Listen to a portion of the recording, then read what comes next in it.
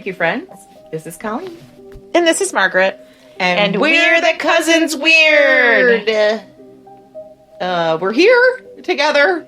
Finally. You haven't heard from us in a while, and it's mostly my fault. I was gone for a week on vacation, and we just didn't have time the week before.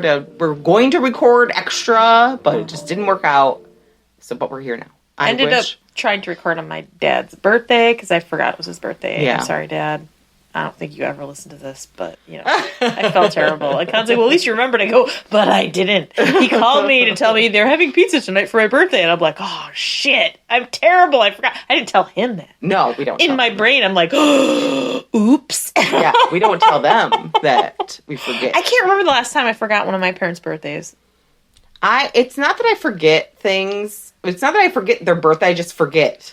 It's me. What it is I didn't realize what day it was. You know what I mean? Yeah. Like you got lost track of days. I lost track of the date. You don't forget their birthday. You just forget what day you're living. Like it's that day already? I think it's because we had 4th of July like a couple days early, and my dad's birthday is the 6th. Right. So because we had the 4th on Sunday, and it wasn't the 4th. It's like I just lost track. Messed you all up. It did. Yeah. I feel that. It did. So, what's new? Let's see. I don't know. Colleen just had a lovely vacation. I did. I was gone in the woods for a week, and it was glorious and wonderful. It really soothed my soul, so I like that. And I'm going to be visiting my sister next week in Star Lake just for a couple of days. Which is like 10 minutes from where I Yeah, it's like Wanakena's 10 minutes past Star Lake. Yeah. So it's a nice area. It's beautiful. And really it's not that far from home, and it's not like super touristy area. It's like underappreciated. Right. But you're in the woods.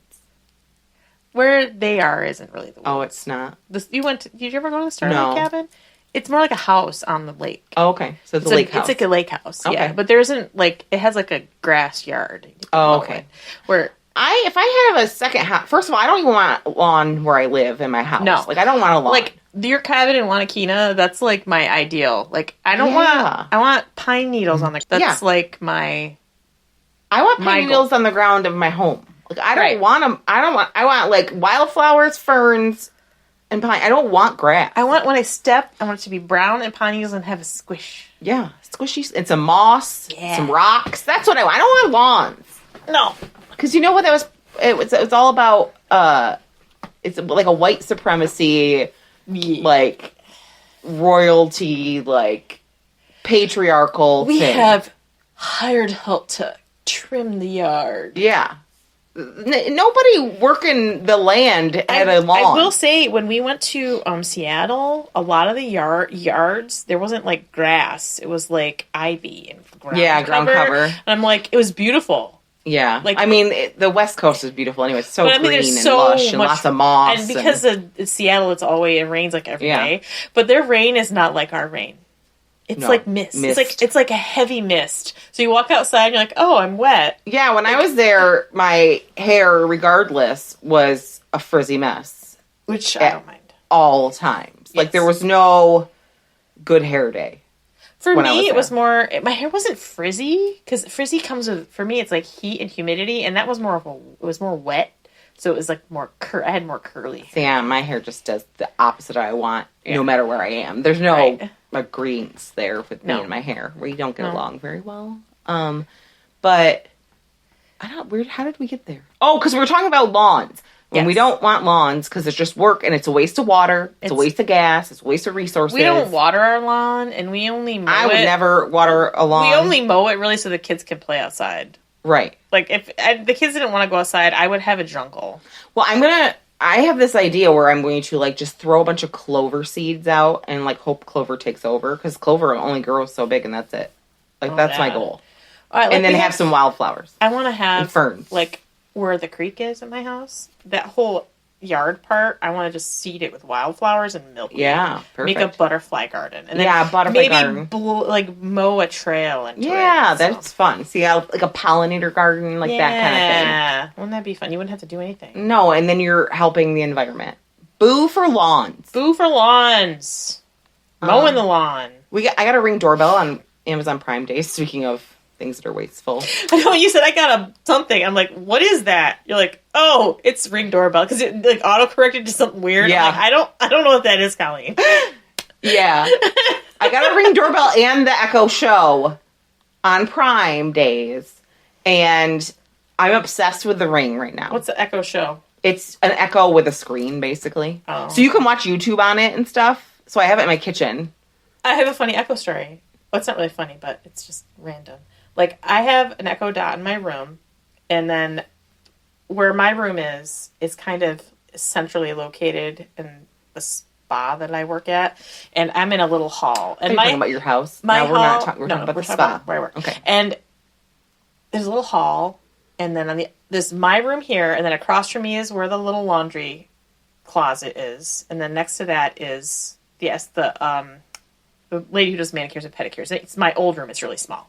But when my door is open, no matter how loud I have my radio, you can hear it like all the way up front where the front desk is. Because it's just like the way it echoes and where the room is. Placement of walls right. and such. But if I'm in my room and I'm like, Alexa, play blah, blah, blah, blah, blah. And then the girl who's across the hall from me has an Echo Dot, and hers always turns on. So I'll like leave and hers will be playing like weird music, country, whatever. And it's just like annoying. It always annoys me. And I try, like, I have to whisper. And then I feel like a dork. Yeah. So like I went into my Alexa app on my phone, and you can change the wake word. So I changed it to Ziggy, and I'm like, she doesn't sound like a Ziggy. And there's a way to change the voice. So now I have a British man.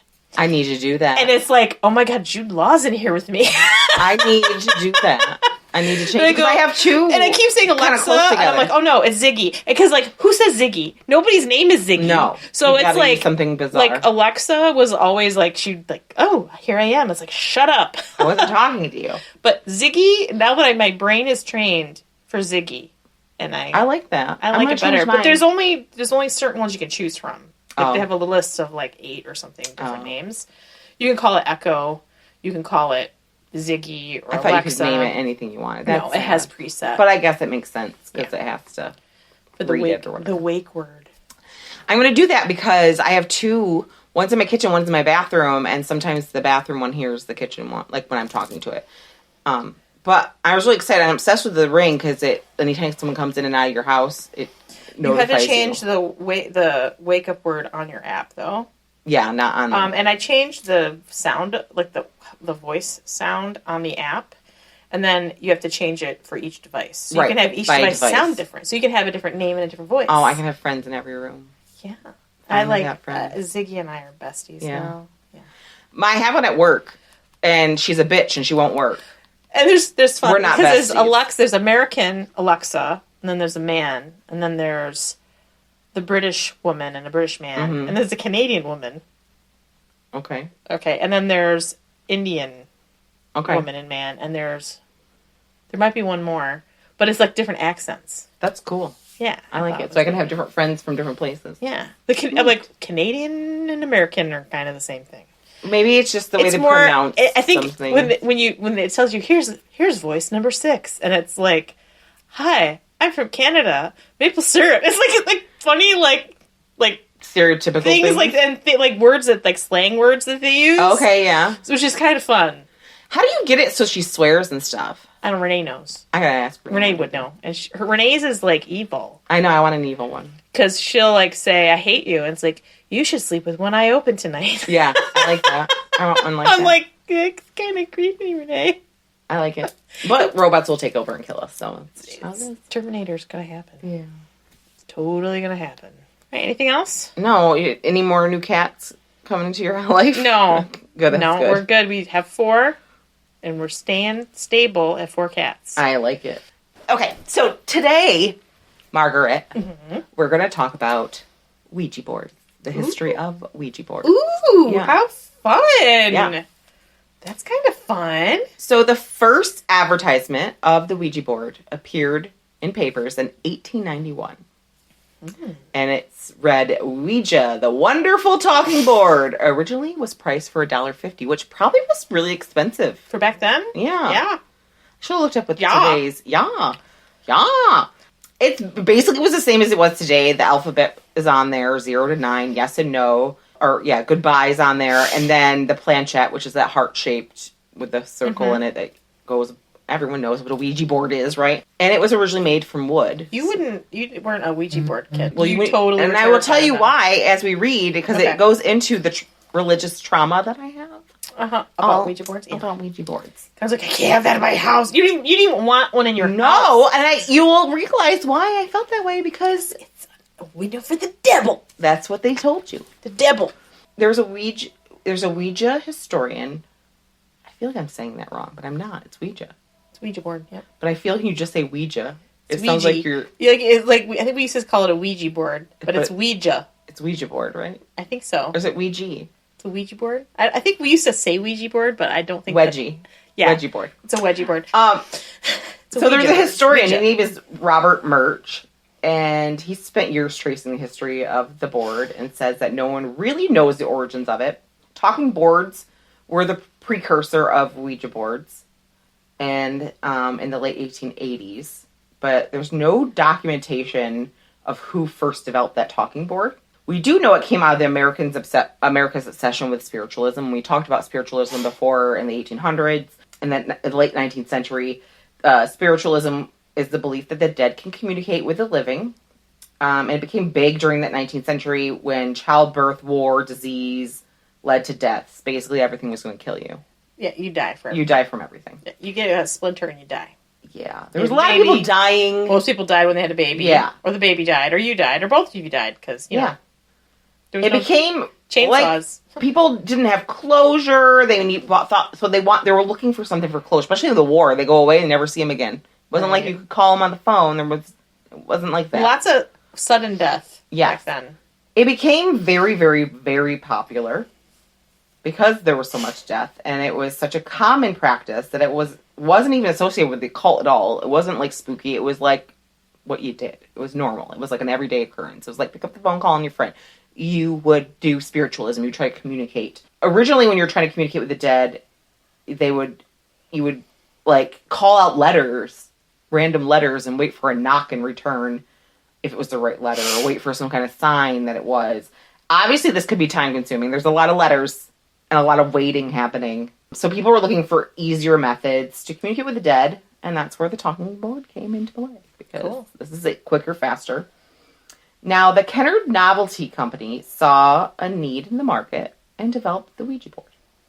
In fact, the Kennard Novelty Company wasn't even in existence. It was created for purpose of making a Ouija board. That's the sole purpose. That was the sole purpose. Charles Kennard of Baltimore, with investors Elijah Bond and Colonel Washington Bowie, made the Kennard Novelty Company with the sole purpose of making the Ouija board. None of the men were spiritualists at all, but they were smart men. They wanted to make some money. And they wanted to make money. So they were like, they saw a market, and they filled it. They saw an opening, and they were like, we're going for it. Now, Bond, one of the investors, sister-in-law, her name was Helen Peters, and she claimed that she was a strong medium. She sat down with the men after the board was created, and she asked the board what it wanted to be called. And it spelled out Ouija. And when she asked what that meant, it spelled good luck. So I don't know what that means. Okay. But there's a lot of, like, lore to it. Right. Where we don't really know what really...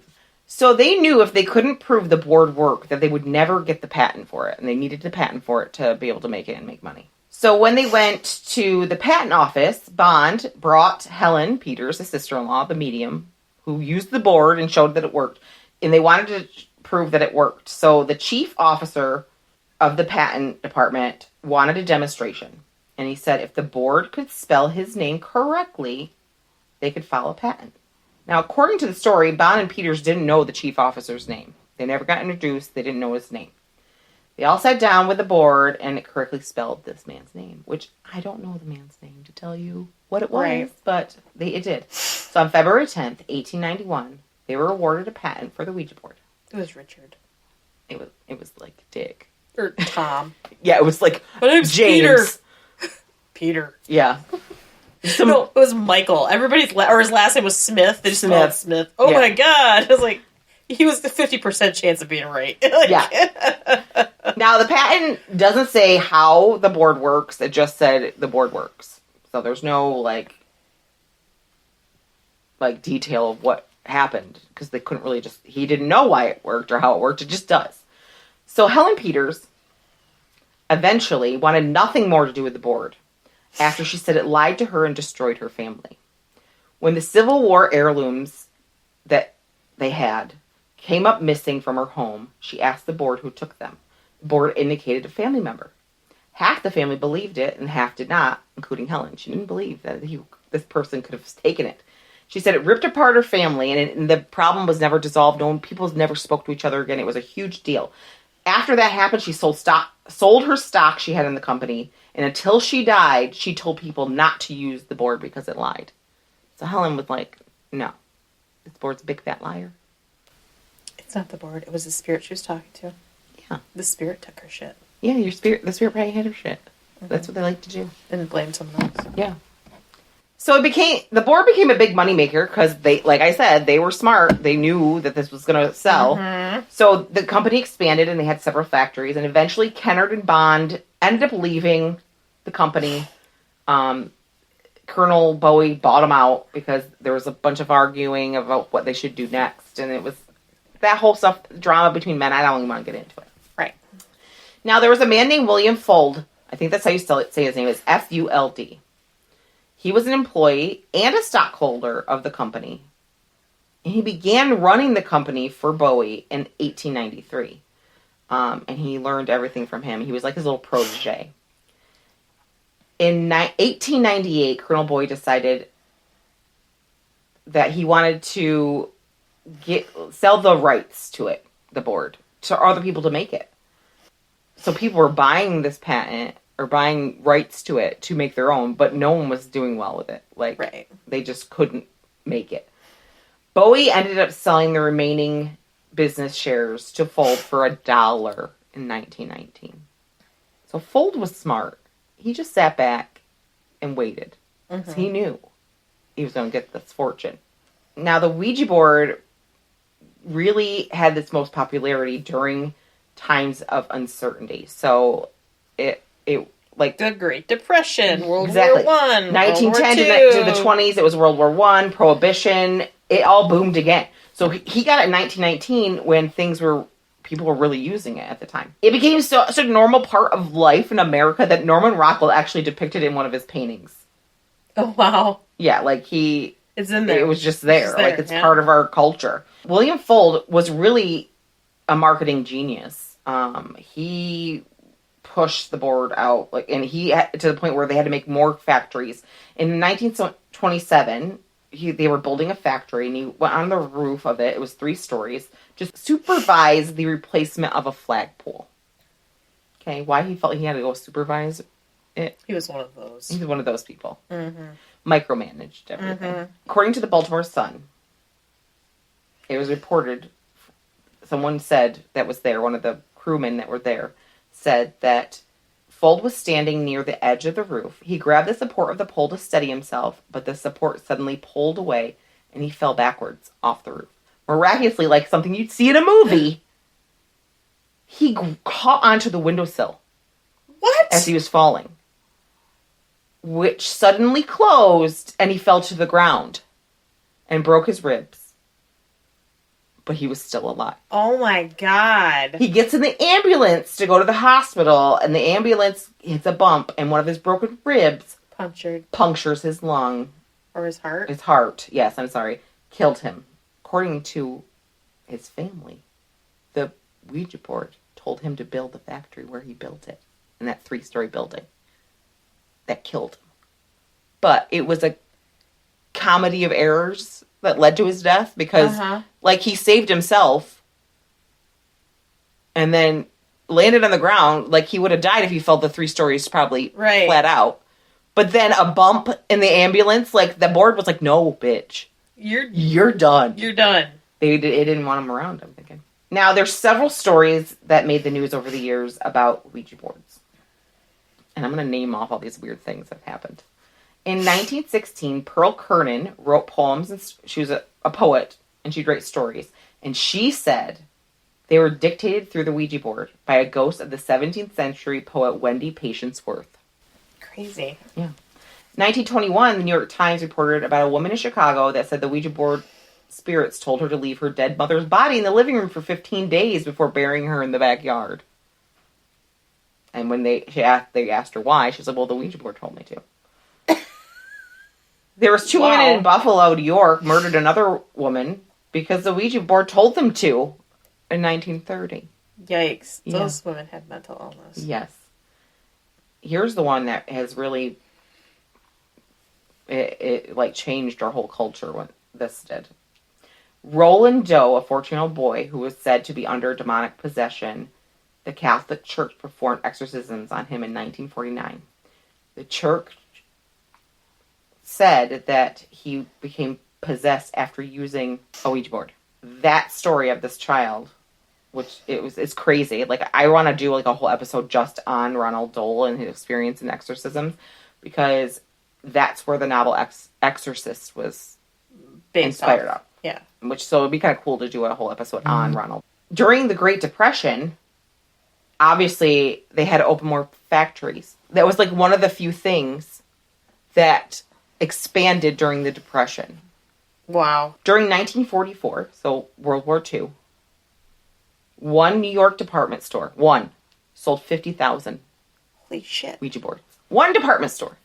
So it just shows what a hold the uncertainty and stuff has on people. Like, they need to know. We need to know. There was a woman in Connecticut who left $152,000 to Mr. John Gale Forbes. Now, John Gale Forbes was a spirit who contacted her through the Ouija board. Like, how do you get money to a ghost? And what does the ghost need your money for? Right. The courts did not honor this, Will. Yeah. So. I would think not. Emily Hutchinson says her book, Jap Heron, which I don't even know what that is, was dictated to her by Mark Twain through a Ouija board. Of course it was. Yeah, Mark Twain was still going strong. Aleister Crowley, which we've talked before. We know all about Mr. Crowley. He said he was a prophet in and of himself. He was an occultist, and he started his religion and all that stuff. Well, he loved the Ouija board, and he used it in his magical workings. Jane Wolfe, American silent film actress, she was an important female who lived with Crowley, also was a huge occultist and Ouija board user. Spiritualist. Crowley shared his fascination with the Ouija board with his student Frater Achad. I don't know how you say that. He was an occultist and a ceremonial magician. He experimented with the board to summon angels. The two loved it so much that they actually were going to create their own, but, he was a little busy doing his other things, and it never happened. Hanging out with Jack Parsons. Doing crazy shit. Wasn't his name Marvel originally? Marvel? I can't remember, was it? Yeah, they changed it. In 1966, Parker Brothers bought the Ouija board from the Fold Company. Kennard Novelty turned into Fold Company because he bought the company and whatever. So his family got a bunch of money. Oh, I bet. Yeah. In 1967, Parker Brothers sold 2 million of them, and that was during the Vietnam War. Parker Brothers kept with the darker marketing. At that time, they said their Ouija board was made in Salem, Massachusetts, and that's where Parker Brothers was founded, which I didn't know. Cool. In 1967, Ouija outsold Monopoly. And what year was that? In 1967. 67. That's cool. So that was the year that Vietnam was going on, and they sold 2 million. So it was more popular than Monopoly at the time. In 1973, is when things started to change in our society. Yeah. The Satanic Panic starts happening. Well, this is when Exorcist came out, and they show in the movie that, what is her name in the movie? I forget. Reagan? Her name's Reagan. Reagan plays with a Ouija board and becomes possessed. That's part of the movie. People started to say this was a tool of the devil. The devil! At this point, even people in paranormal circles avoided it because they said it was too scary. But it was still selling by the thousands. Satanic Panic came in the 80s that really fed into the whole Ouija board is evil. We did a whole episode on Satanic Panic. You should go listen to it, I think, last Halloween time. Yeah. In the 80s and 90s, so to keep sales going strong, Parker Brothers was smart because they were like, we need to change our marketing a little bit. So in the 80s and mostly going into the 90s, they started changing. It went from a spiritualist activity adults used to games that kids and teens played at slumber parties and in their parents' basements. It was a big sleepover thing. I remember going to sleepovers and I was petrified. Because the Catholic Church told me that I was going to get possessed and my head was going to spin and I was going to be puking out pea soup. So I was scared. And it was something that was talked about in school. Pea soup. Ads began to be targeted in the early 90s. Commercials were showing, targeted to kids. Mm-hmm. This is a game. Mm-hmm. So they were like, we're changing the way we do this. Where they're asking questions like, will I be able to do a slam dunk? And will my parents let me go to a concert? It was showing like fun little things. It's like the magic it turned into a magic 8 ball. Exactly. Yeah. In 1982, James Merrill, who is a Pulitzer Prize winning poet, won the National Book Critic Award for his book Changing Light at Sandover, and he claims that the whole book was dictated via Ouija board. That's crazy. And he's a Pulitzer Prize winning poet. Nuts. In 1994, in London, a convicted murderer, Stephen Young, was granted a retrial when it was learned that 4 of the jurors used a Ouija board to contact the murdered man. And the murdered man told them that Young was the killer. However, he went to trial and he actually ended up going to prison, and he was the killer. But. What year was that? 1994. Wow, that's the year I graduated high school. Yeah. Holy crap. And like horror writers, after The Exorcist and after Satanic Panic, they really grabbed a hold of it. There's been books and movies and it's in everything. Yeah. You can think of. Showing it opening the gates of hell. They call it and many religious groups have denounced it. 2005, the Catholic bishop in Chuuk, which is somewhere in Micronesia, the Federation of States of Micronesia, called for the board to be banned and warned congregations that they were talking to demons when using the Ouija board. Now, there's a rock band called Mars Volta Rock Band from El Paso, Texas. Never heard of them. They wrote an album called Bedlam for Goliath in 2008. The album's about Ouija board. Then weird things started happening while recording the album. The studio flooded. The main engineer had a nervous breakdown. Equipment malfunctioned. One of the guys injured their foot during a concert, like broke with their foot or something. After that all happened, they burned the board that they were using. They were like, no, we're not doing this shit. In 2011, Pat Robinson declared demons reached us through the board. Demons reaching us out! In November 2015, 35 Bolivian students were hospitalized because of trances, sweating, and rapid heartbeats after using the Ouija board. Oh. 35 people. Crazy. Like mass hysteria a little bit. It's like the Salem witch trials shit. Yeah. In 2015, there was a game called Charlie Charlie, and players basically created their own version of a Ouija board with yes or no on a piece of paper, and it used 2 pencils to chat with demonic forces. Spirits, yeah. Oh.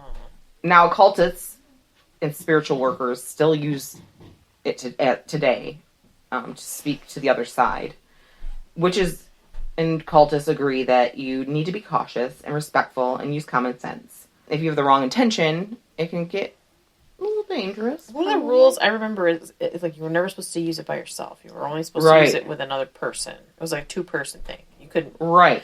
But I don't know if that's like the actual instructions or if that's just what. I think some of that's urban legend, because I didn't read anything that said you had to do it with someone else, but I remember that was a thing. You're supposed to stare at each other's eyes. But I think in Exorcist she uses it alone and she gets possessed. So that might be why she used it alone. Yeah. It's one of the few things that are still part of American life from the spiritualist era. Like there's glow in the dark ones, there's pink boards, which was a big deal when they came out. The pink board, they're like. There was like religious groups saying, "You're gonna ruin our children. You're putting this out to our little girls." It's like rainbow onesies, so the same They're the new Ouija board. Yes. See, it just comes around some rainbow one. God forbid there's a rainbow on your baby's onesie. Oh my God. You're trying to corrupt children. Oh, Jesus. The building where the board was where Peters named the board, where Helen Peters named the board, is now a 7-Eleven store. But there's a plaque on the wall in that 7-Eleven store. Cool. That says this is where Ouija board got its name, which is weird that it's a 7-Eleven. You can get a slushie. Psychologists feel that the board offers a link between the known and unknown, but there was a study in 1852 by a physiologist, William Carpenter. He published a report in the Royal Institute of Great Britain. He talked about the automatic muscular movements that happen without conscious intention of a person, called the IDEOMETER. Idiometer? Idiometer? Sure. With that research, people have connected that research with the Ouija board. You know what I mean? Because it says, they say that researchers in the University of British Columbia's Visual Cognitive Lab say Ouija boards could be a good way to see how our brain process information at different levels, conscious and unconsciously. Psychologists feel the board could offer a unique way to examine non-conscious knowledge. It was a way to determine if the idiometer action could express what the non-conscious knows. I totally think that's cool because our brains can hold so much information and we barely touch upon it. Like, is there stuff being stored that's like hidden, instinctual, that's in there that we don't know about? Yeah. Like, interesting. It's interesting. Yes. Ouija boards are cool. I'm not afraid of them anymore. I do think there's more. I think you can connect to. I think there is a parallel side of everything. I think there's a veil between us and the other side, whatever the other side is. And I think that timelines are all happening at the same time. So I think that you can communicate. Do I think you need a board to do that? No. But I think that it's a way to focus your intentions and doing things. Because I would have loved to be in the spiritualist age. It would have been fun. It would have been Although cool. women had no rights and they were considered property. Yeah, that part I don't like. I just need to be a really witch. I need to be a witch and I'll be burnt. I need to be a really rich woman that has a lot of power. Right. That people... In the Victorian age. Yeah. In the Victorian age. Yeah. So. Winchester House. Yeah, I can be the Winchester wife. Mary Winchester. Not Mary. Or, what was her name? Flower. That lived... oh, yeah. At our library. Yeah. She was really cool. She was. But... it's fascinating, all that kind of thing. It's like, do you believe that people communicate with spirits through the Ouija board? Do you believe that it's just some kind of unconscious thing? You don't even realize you're moving it, but you're moving it. I think it's a little bit of both. I think you can do, sometimes, like you said, our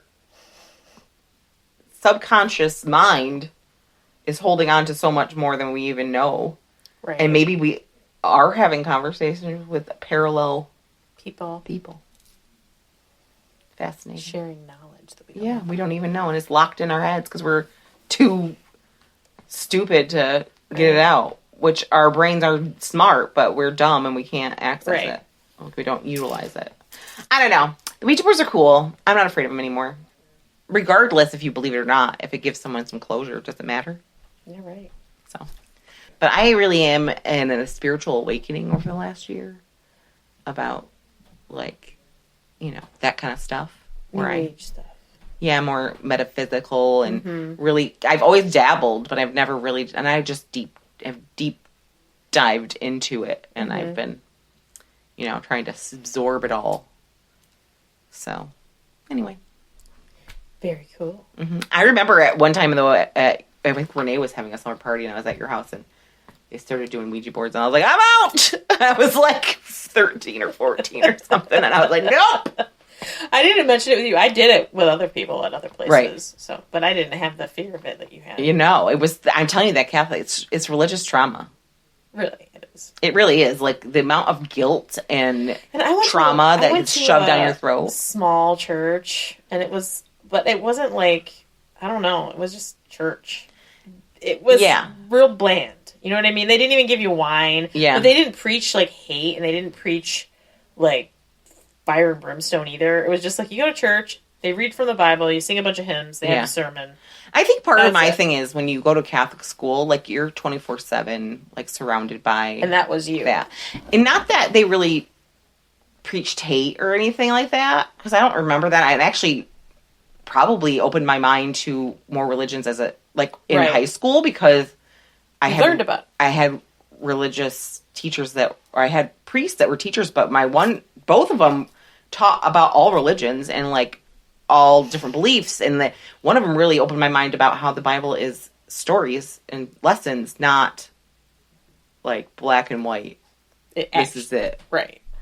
Which blew my whole brain, because before that, when you're young learning that stuff in Catholic school, it's like, this happened, and you're going to go to hell if you don't believe it. Like, that happened, but I got older, and it actually opened my mind up to a point where I was like, oh, this isn't the answer to everything. Mm-hmm. There's so much more out there. And it actually, so I don't know if I didn't go to Catholic school and learn about all these other things, if I would have been more so open-minded about religion as I got older. I don't know. Interesting. Yeah. But it's interesting to me how the perception of Ouija boards changed because of a movie. It's weird. Like, my church, I never was afraid of anything. Like, they didn't preach fear, really. They didn't preach about hell. They just talked about Jesus and, like... Right. You know, my religious experience was different than yours. Yeah. But mine was very bland.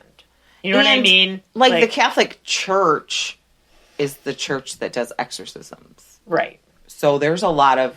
But there's a lot of Protestants who are the ones that are preaching against the gay people. Yes. That's they're the ones preaching hate. And get your guns. Yeah. And, you know, it is crazy. Where the Catholic Church is more of like the devil, like, trying to get a hold of you. That's not terrifying at all. It's a lot of superstition, too. Yeah, there's a lot. I mean, it's crazy, because you think about, like, paganism, and how we've talked about how every holiday in the Christian faith is lined up because they took over pagan holidays. Right.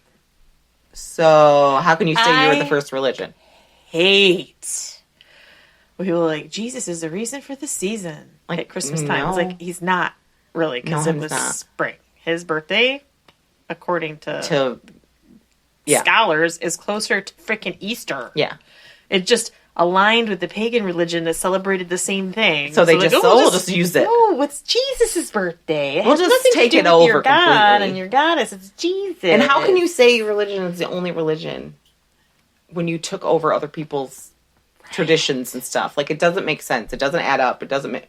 And I know a man who is one of our really good friends. His dad is a minister. He's retired.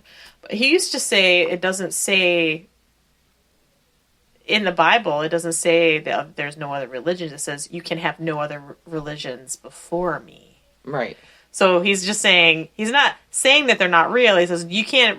You have to have me and not them. Right. So it's more like I'm better. But now it's different. Like, people are like, oh, that's not real. This is the only real religion. I go, the Bible does not actually say that. The Bible just says the Bible was written by men that were trying to push an agenda. In the year... control women. I know. Before the turn of the millennia. You know, I mean, this is when... There's no power. There's nothing. They didn't even have, like, modern building equipment. And really, it was like pushing an agenda to control women and enslave people. Right. Really. Right. It feels like that's what it was meant to do. And even in, like, the New Testament, wasn't it John? One of the disciples really didn't like women.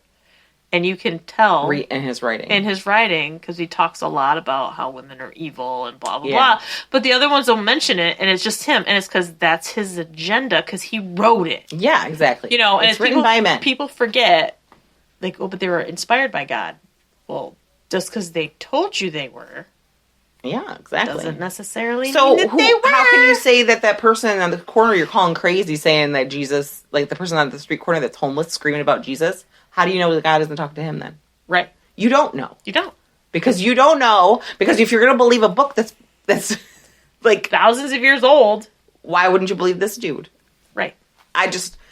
It's crazy. It is crazy. You know, and people get so offended about it, too. It's like, keep your religions to yourself. Yeah, and I don't care what you believe in, what you need to believe in life to get through it. We all need to believe in stuff. That's exactly it. It's like, I don't care what you believe. Just don't try to make me believe what you believe. But also don't use your religion to cover up your fear and hate of things. Using your religion to push hate and because you're afraid or you don't understand something, that's evil. And a lot of the things happening in the government in certain states, they're like religion. It's terrifying. There's a reason why there's a separation. Just because you believe that does not mean that I do. And the Constitution says that I don't have to. And our country isn't a Christian country. Our country it was established to have freedom to believe in what you want to believe. Right. That's what our country is. Not a Christian country. So we shouldn't be... Like Texas putting the 10 Commandments into schools, that's terrifying, and it's against the Constitution. And it's so disrespectful to people that don't believe in it. But these people think everybody needs to believe that, and they're trying to force it on everybody. And it's I hate it. No, I hate it too. It's just what's happening is creepy. And it's scary. It's scary shit. It is. It really is scary shit. It's Handmaid's Tale shit, and it's gotta stop. It's gotta stop. Gotta stop. And the more, because, you know, you see it happening because the more people are starting to, like, realize, like, just because it's been that way doesn't mean it's the best way to do it. And things start to change. People who didn't have rights or are starting to get rights. And now they're getting taken away. It scares the people that have had all the power that they're not going to have power anymore, and they're going to be the ones treated poorly. Well, guess what? If you've been treated, you're... whatever you are, a marginalized person of some sort, you just want to have the right of what the people in power have had. You don't want to take it from. You just want to walk beside them and be safe and okay. Right. That's all it is. But people, it's not pie, right? They say. It's not pie. We end our episode 8 pieces. Somehow fight over who gets what piece. It's like infinite. Yes. The pie never ends. Right. It's just because somebody's getting rights. Does it mean your rights are going away? Mm-hmm. You still have the same rights as they have. Which is the way it's supposed to be. Because a gay couple getting married isn't taking the rights away from a straight couple getting married. I don't understand Everyone can how get people married. Get so mad There's no... Marriage isn't a religious thing. It's a legal thing. Right. A legal marriage. It's legal. Which... marriage in itself is made up too, so whatever. Right. It's more like, but the thing is too, it's more of a spousal rights. You know what exactly. I mean? And in case, unless you have like an advance directive or a living will. Yeah. Because most people don't think about that if they're young, and you have a partner who you've lived with, who you're in a committed relationship to, and you're not married, and then something happens to you, that unless you have made all those legal things, they have no rights over you at all. Even to go see them. Right. I know. And it's like, if you're in a gay relationship and your parents are against it and they don't talk to you, and you're living with your partner, and then something happens to you, your parents get everything. They get control because they are the person you're with has no legal rights. They pull the plug or don't pull the plug. They get to... And they get to make it so your partner can't see you. Because and you don't think of those family. Things when you're young and healthy, but you could get in an accident tomorrow and be in a coma and a vegetable, and someone else other than the person that knows you the best and loves you could make that decision for you. And that's just one of those things that people don't think about that stuff. Or it's a legal rights to your... Right. That you should be able to have if you choose to do it. Like, you should be able to do it if you want to. You don't have to, but you should be able to. Right. It seems like we end all our episodes like this, where we start, because it's just... But a lot of it, it's irrelevant right now, is. too. And it's like, everybody's thinking about it, and I'm sorry for bringing up subjects that are painful for people, because I know. This directly affects a lot of people. So, we're sorry we yes. made people sad. Well, on a good note, we're going to be at AnchorCon. We are going to be at AnchorCon. On August 19th and 20th in Clayton, New York. Mm-hmm. And we're going to have a table so you can meet and greet us. And we are going to do a live taping, but we're not sure what day or what time. So we'll let you know when we know. Yeah. You want to get your tickets once they go on sale. We'll have linked in our Facebook and Instagram. It was big last year. There was a lot of vendors. Yeah, and it looks like it's going to be just as big or better this year. It's definitely going to be a good time. So it is. And if you're, live in New York State in general, come see us. And Clayton. And if you want to come from other states, I'll pee my pants. But yeah. Make sure you're following us in Facebook and Instagram because we post our episodes on there. We share pictures from our episodes on there. We'll post the link for tickets. We will, all the things. Follow us there. If you'd like to reach out to us, you can send us an email at thecousinsweird@gmail.com. Or you can send us a direct message through Instagram or Facebook on our Cousins Weird pages that we have for those. It'll be in our Linktree. So you can go there, just go on Facebook and type in the Cousins Weird and we'll pop right up there. We're right there. We're there. We're there. Send us your messages. Send us your funny stories. Send us your weird stories. Do you have a cool something Let you us want us know. to do an episode on? Just Tell us. reach out and say, hey, girls. Hey, girl. Hey, girl. Yeah. Hey, girl. Don't be weird. Don't